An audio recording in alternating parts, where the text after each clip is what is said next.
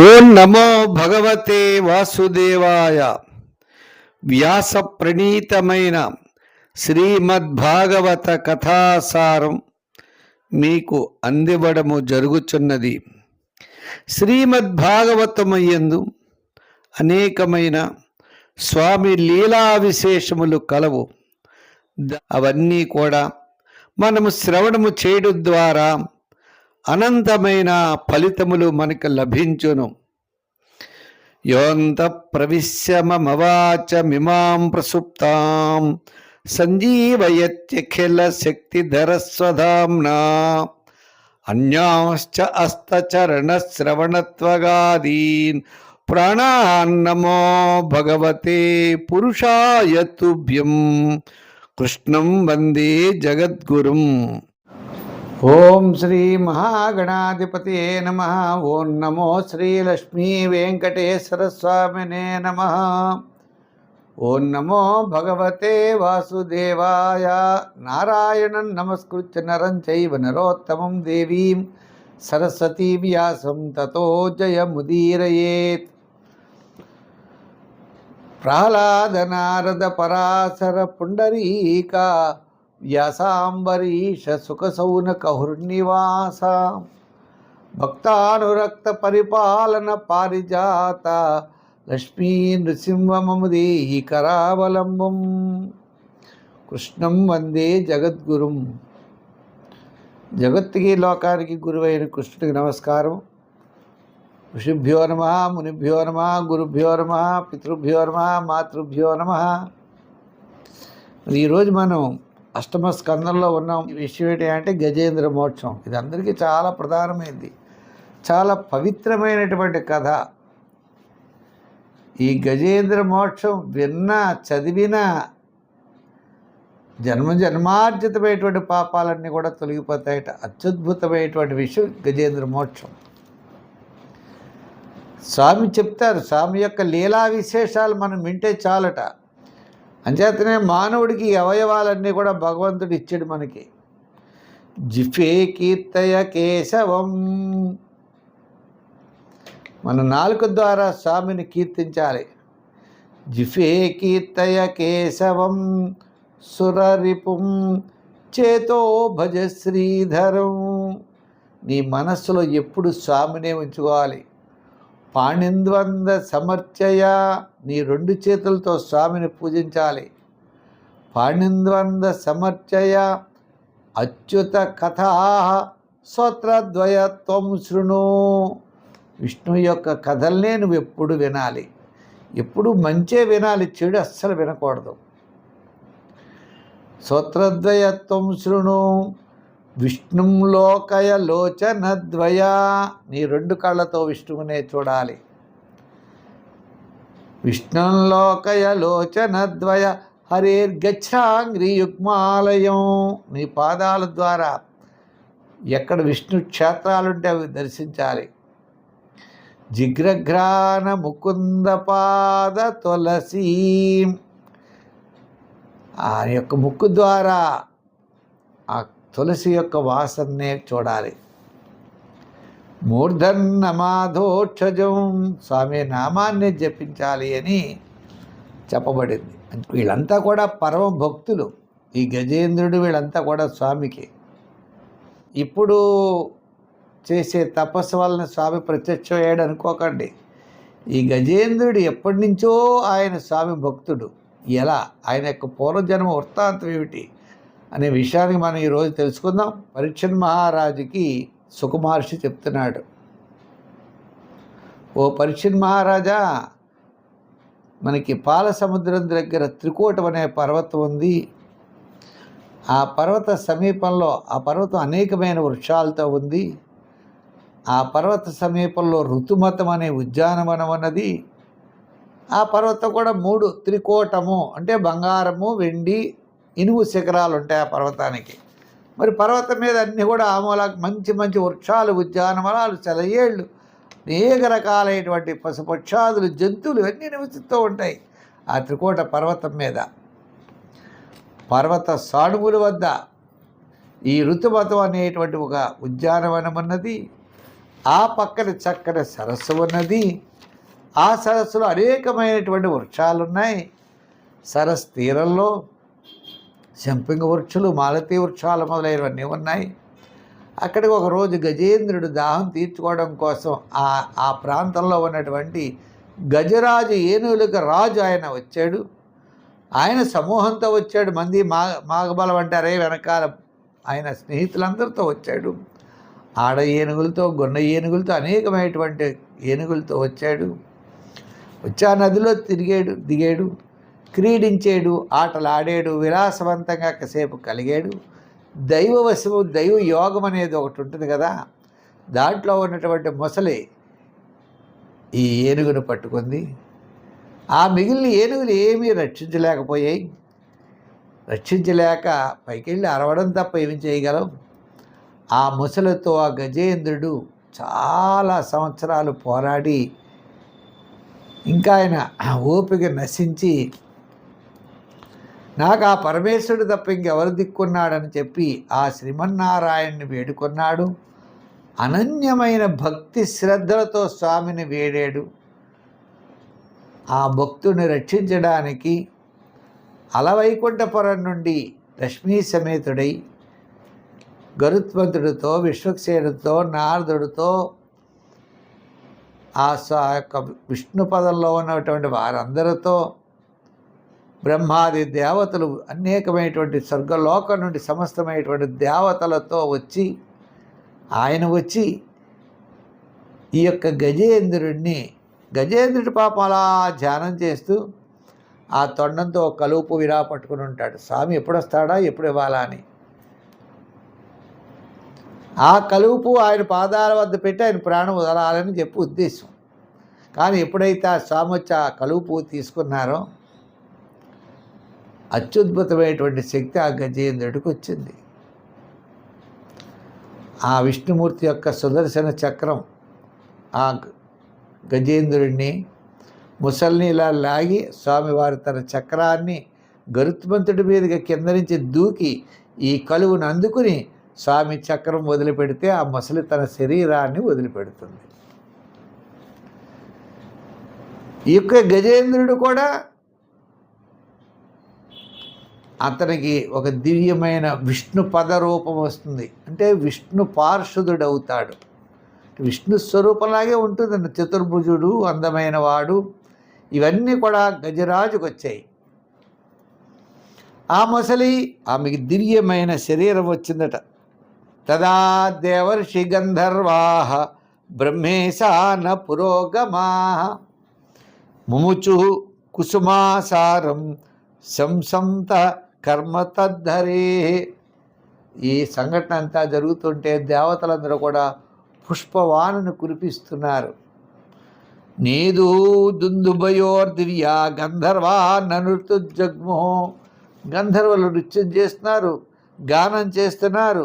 ఋషులు, చారణులు, సిద్ధులు, పురుషోత్తములు అనేకమైనటువంటి నోళ్లతో స్వామిని ప్రశంసిస్తున్నారు, స్తోత్రాలు చేస్తున్నారు. ఇలా స్తోత్రాలు చేస్తున్నారు. ఆయన చక్రం వదిలేరు కదండి. ఆ వెంటనే ఆ పరమ ఆశ్చర్యకరమైనటువంటి దివ్య రూపాన్ని పొందాడు ఆ మొసలి. ముక్తో దేవల శాపేన ఊహు గంధర్వ సత్తమ. ఆ మొసలి ఇంతకు ముందు జన్మలో ఊహు అనే గంధర్వ శ్రేష్ఠుడు దేవుల యొక్క శాపం వలన అతనికి ఈ మొసలి రూపం వచ్చింది. అతని గత జన్మలో ఊహు అనేటువంటి గంధర్వుడట. ఆ శాపం వల్ల ఇలా మొసలి రూపం వచ్చింది.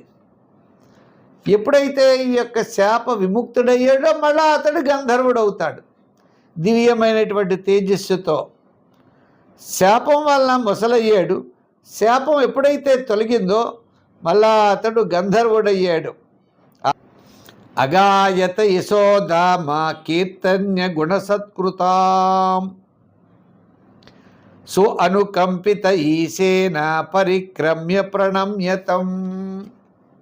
ఆ గంధర్వుడు వెంటనే లేచి స్వామిని అనేక విధాలుగా స్తోత్రం చేసి స్వామి చుట్టూ ప్రదక్షిణం చేశాడు. ఆ స్వామి యొక్క గొప్పతనాన్ని, ఆ మనోహరమైనటువంటి లీలల్ని ఆ యొక్క గంధర్వుడు శ్లాఘించాడయ్యా. భగవంతుడి యొక్క కృపాపూర్ణ స్పర్శ చేత అతని యొక్క పాప తాపాలన్నీ నశించాయి.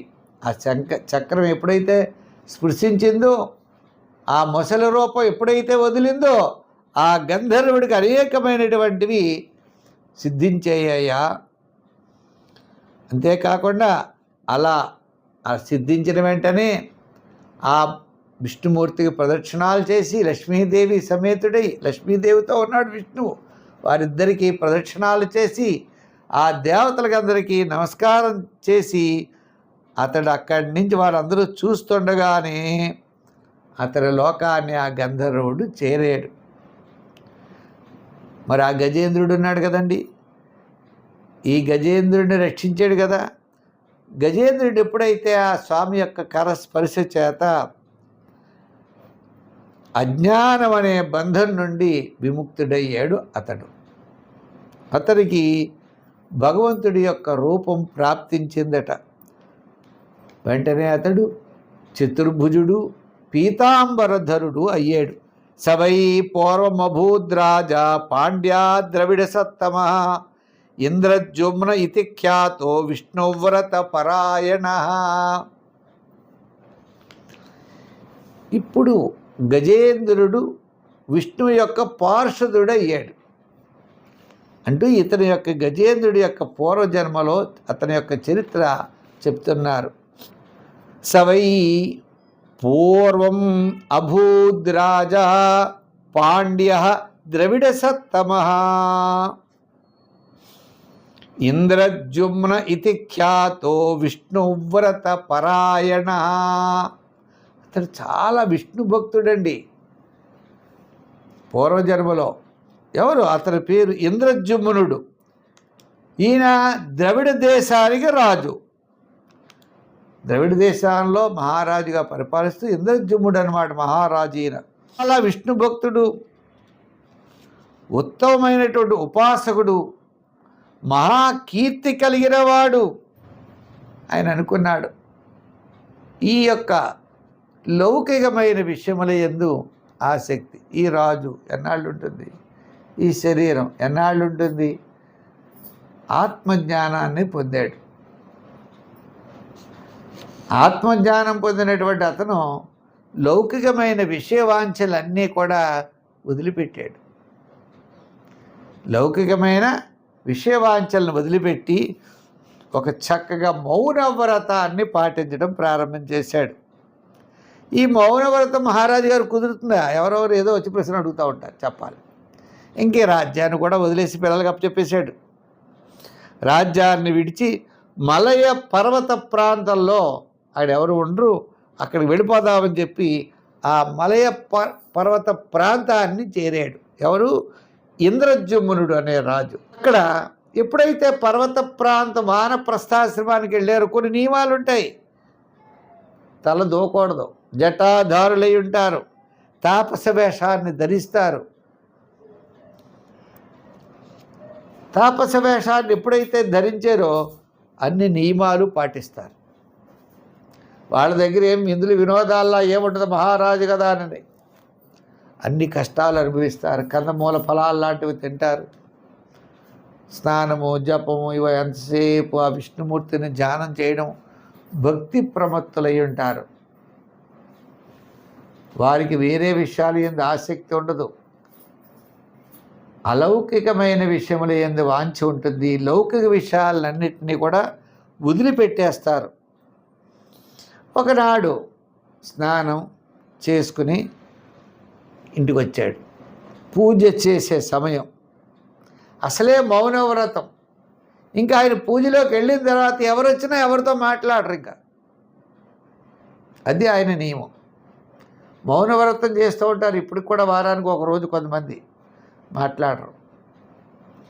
ఈయన ఎప్పుడు మౌనంగానే ఉంటాడు.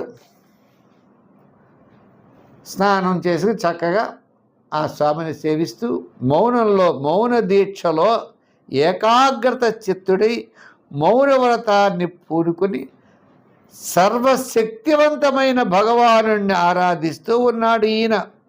ఆశ్రమ సమీపం అన్నమాట. చక్కగా భగవంతుడిని ధ్యానం చేస్తూ ఉన్నట్ట. అదే సమయంలో యదుచ్ఛయా తత్ర మహాశయా ముని సమాగమతు శిష్యగణై పరిశ్రిత. సమాగమతు శిష్యగణై పరిశ్రిత. తం వీక్ష్య తూష్ణీం అకృతారణాదికం రహసి అశుపాసీనం ఋషి చుకోపః. పరమ యశస్సు తపస్సుశాలి అయినటువంటి అగస్త్యుడు మహాముని శిష్య బృందంతో ఈ యొక్క ఆశ్రమానికి వచ్చాడు. ఇంద్రజుమ్నుడు ఎక్కడైతే భగవంతుడిని ఆరాధిస్తున్నాడో ఆయన సమీపానికి అగస్త్య మహాముని శిష్య బృందంతో వచ్చాడు. ఆ రాజు ప్రజాపాలన, అతిథి సేవ ఇవన్నీ వదిలేశాడు. ఆయన గృహస్థ ధర్మాలన్నీ కూడా వదిలిపెట్టేశాడు. ఆ రాజు ఒక తపస్సు చేసుకునేవాడు వలె ఏకాంతంగా మౌనవ్రతాన్ని పొంది ఆ భగవంతుడిని ఆరాధిస్తూ ఉన్నాడు. వచ్చినవాడు ఎవడు? అగస్త్యుడు. అక్కడ తపస్సు చేసేవాడు, ధ్యానం చేసేవాడు ఎవడు?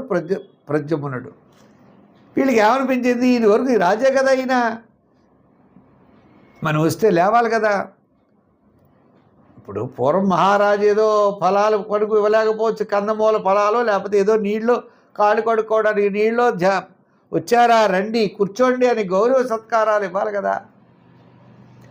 ఈయన ఏమిటి కనీసం నేను వచ్చానని దృష్టి కూడా పెట్టకుండా ఆయన పని ఆయన చేసుకుంటున్నాడు. ఈ అగస్త్య మహామునికి చాలా కోపం వచ్చేసింది. తస్మా ఇమం శాపమదాత్ అసాధు అయం దురాత్మ కృత బుద్ధిరజ్జా విప్రావమంత విశతాంత మిశ్రం యథా గజస్తబ్దమతి సయేవా. వచ్చినటువంటి అగస్త్య మహామునికి చాలా కోపం వచ్చింది. ఇప్పుడైనా మనం ఎవరింటికైనా వెళ్ళామనుకోండి, ఆయన పైన ఆయన చూసుకుంటున్నాడు అనుకోండి, మనకి ఎంత కోపంగా ఉంటుంది.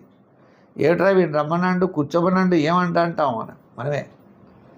ఆ మనిషి మీద మనకి ఎంతో కోపం వస్తుంది. మనం వెళ్ళిన వాళ్ళు పట్టించుకోకపోతే రెండోసారి వెళ్ళాలని అనిపించదు మనకి. ఎంచేత మనం శపించే శక్తి మనకు లేదు. కానీ అగస్త్య మహామునికి శపించే శక్తి ఉంది. మరి రాజులు ఎప్పుడు కూడా ఋషులు రాజులను ఆశ్రయించుకుని ఉంటారు. ఋషులకి ఏం కావాలో అవి రాజులు చూడాలి. రాజులు బ్రాహ్మణులకి ఏం కావాలన్నా, యజ్ఞయాగాది క్రతువులు చేయాలన్నా, ఋషులకి వాళ్ళకి ఆశ్రమాలకి ఏది కావాలన్నా కూడా రాజులు అనేవాళ్ళు తప్పనిసరిగా వారికి ఇవ్వాలట. ఆ రాజు ఏం మాట్లాడట్లేదు అనుకుని ఈ రాజు గురువుల వద్ద శిక్షణ పొందలేదు. పరోపకారం చేద్దామనే బుద్ధి అసలు లేదు. వీడి బుద్ధి ఏనుగు వలె జడబుద్ధిగా ఉన్నది. పైగా నాలాంటి వాడు వస్తే ఈ రాజు అవమానం చేస్తాడా? కనుక అజ్ఞాని అయిన ఏనుగు జన్మ అనేది ఈ రాజుకు లభించుగాక అని శపించాడు. పరీక్షణ్ మహారాజా అగస్త్యుడు శపించుటకు వరాలు ఇవ్వడానికి కూడా సమర్థుడే. అగస్త్యుడు అంటే మామూలు వాడేం కాదు. ఎదరవాడిని శపించగలడు, ఎదరవాడికి వరాలు కూడా ఇచ్చేటువంటి శక్తి ఉన్నవాడు. ఆ అగస్త్యుడు ఆ ఇంద్రజుమ్ముని ఈ విధంగా శపించి అక్కడి నుండి శిష్యులతో వెళ్ళిపోయాడు. పోనీ ఇతను కూడా కాళ్ళలు పడ్డాడా, వెళ్ళామంటే తప్పైపోయింది, క్షమించండి, నీకు మౌన వ్రతాన్ని వదలలేదు.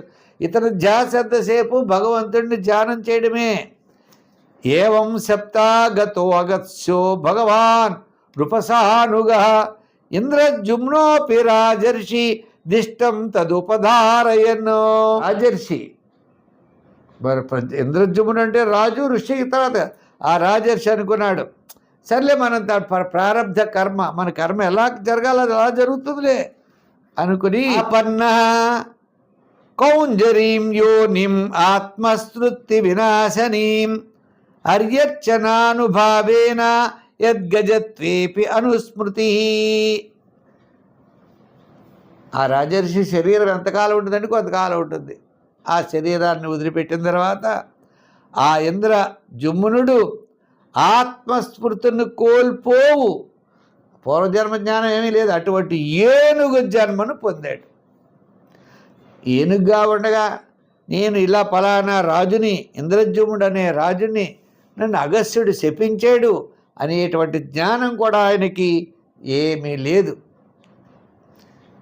ఏమీ లేకుండా ఆయన ఏం చేశాడు అంటే, నా ప్రారంధ కర్మ ఇలా ఉంది అనుకున్నాడు. అనుకునేవాడు మళ్ళా ఏనుగుగా తన జన్మని పుట్టాడయ్యా. అయితే ఎప్పుడు కూడా పూర్వజన్మ కర్మ వాసన లభ్యం ఉంటుంది. ఏనుగుగా పుట్టిన భగవంతుడి యొక్క ఆరాధించే దాని ప్రభావం వలన అతనికి భగవంతుడి యొక్క స్మృతి కలిగింది. చివరి సమయంలో ఏనుగు తనకి ప్రాణం వదిలేసే ముందర, అంటే తన యొక్క బలమంతా కోల్పోయే ముందు భగవంతుడిని సేవించాలనే స్మృతి కలిగి, ఆత్మజ్ఞానం కలిగి అంత అత్యద్భుతంగా స్వామివారిని స్తోత్రం చేశాడు. ఆ విష్ణుమూర్తి ఏం చేశాడు? అతన్ని తన పార్షదుడిగా చేసుకున్నాడు. దేవతలు, గంధర్వులు, సిద్ధులు ఆ పరమాత్మను లీలలను కీర్తించారయ్యా. పిమ్మట తర్వాత ఆ పార్షదుడు ఎవరైతే ఉన్నాడో ఆయన గజేంద్రుడు, ఆ గజేంద్రుడు తన పార్షదుడిగా స్వీకరించి ఆ దివ్యధామాన్ని చేరాడు. ఎక్కడ దివ్యధామం? ఆ విష్ణుధామాన్ని ఈ గజేంద్రుడు కూడా పొందాడయ్యా. ఇక్కడే చాలా ఫలశ్రుతి అనేది గజేంద్ర మోక్షానికి అత్యద్భుతంగా చెప్పబడింది. శుచిః ప్రహతరుత్థాయ దుస్వప్న దుపశాంతయే. తమ శ్రేయస్సు కోరుకునేటువంటి వాళ్ళంతా కూడా ఈ దుస్వప్నాలు తొలగడానికి ప్రాతకాలమునే లేచి పవిత్ర స్నానాన్ని చేసి ఆ స్వామిని పూజించి ఈ గజేంద్ర మోక్షం అనే దాన్ని పారాయణ చేయాలట. ఇలా పారాయణ చేస్తే స్వామి అంటున్నాడు, ఫలశ్రుతి చెప్పాడు, ఏమాం త్వాం చ శరచ్ఛేదం గిరికందరకాననం వేత్రకీచక వేణూనాం గుల్మాని సురపాదపాన్ శృంగానిమాని దిష్ట్యాని బ్రహ్మణో మే శివస్య చ.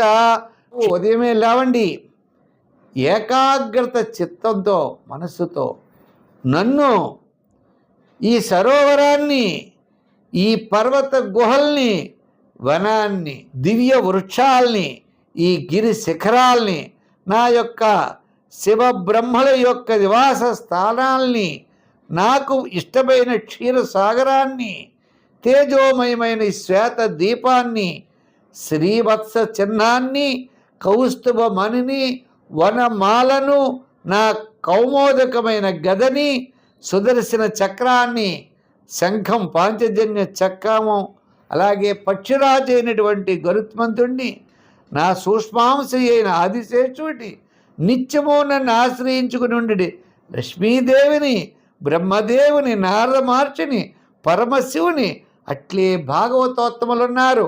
ప్రహ్లాదుడు, మత్స్య, కూర్మ, వరాహాది అవతారాల్లో నేను చేసిన పవిత్ర లీలల్ని, సూర్యుణ్ణి, చంద్రుణ్ణి, అగ్నిని, ఓంకారాన్ని, సత్యవచనాల్ని, గోవుల్ని, శాశ్వతమైన సనాతనమైన ధర్మాల్ని కలిగినటువంటి మహాపురుషులను భక్తి శ్రద్ధలతో స్మరిస్తే చాలయ్యా అన్నారు. అంటే ఇవన్నీ కూడా ఈ యొక్క గజేంద్ర మోక్షంలో ఉన్నాయి. ఇవి చెప్పినటువంటి నదులు, పర్వతాలు, దేవతలు ఇవన్నీ కూడా నా రూపాలేనయ్యా. స్మరంతి మమ రూపాన్ని ముచ్యంతేహి అనసోఖిలాత్. అవన్నీ నా రూపాలే. నేను వీరందరికీ కూడా ముక్తిని కలిగిస్తాను, వారి యొక్క కష్టాలన్నీ కూడా తొలగిస్తానని చెప్పి ఇతి ఆదిశ్య వృషీకేశ, ఆ వృషీకేశ ఆదేశాన్నిచ్చి ప్రద్మాయ జలతోత్తమం అర్షయన్ విబుధానీకం ఆరురోహ ఖగాదీపం ఆ సంతోషంతో ఆ గరుత్మంతుడిని అధిరోహించి ఆయన యొక్క విష్ణుధామాన్ని వారి యొక్క మిగిలినటువంటి వారందరితో కలిసి విష్ణుధామాన్ని చేరేరయ్యా. గజేంద్ర మోక్షం యొక్క వైశిష్ట్యాన్ని పరీక్షిత్తుకు సుఖమహర్షి వివరించారు. మనం రేపటి నుంచి మళ్ళీ మంచి విషయాల్లో మనం ఎదురుకి వెళదాం. అంటే దేవతలు రాక్షసులు కలిపి అమృతాన్ని మధించడం, స్వామి మోహిని రూపంలో ఆయన అవతారాన్ని ఎత్తడం, అటువంటి లీలా విశేషాలు స్వామి యొక్క అనుగ్రహం పొందడం కోసం మనం అటువంటి మంచి విశేషాలన్నీ తెలుసుకుందాం. రేపటి నుంచి అటువంటి ఉపాఖ్యానాలతో మళ్ళీ మీ ముందు ఉంటాం. ఈ గజేంద్ర మోక్షం 3 భాగాలు కూడా అందరూ కూడా ప్రతి ఒక్కరూ వినండి, 10 మంది చేత వినిపించండి. ఆ పుణ్యం కూడా మీకు లభిస్తుంది. సర్వే జనా సుఖినో భవంతు. స్వస్తి.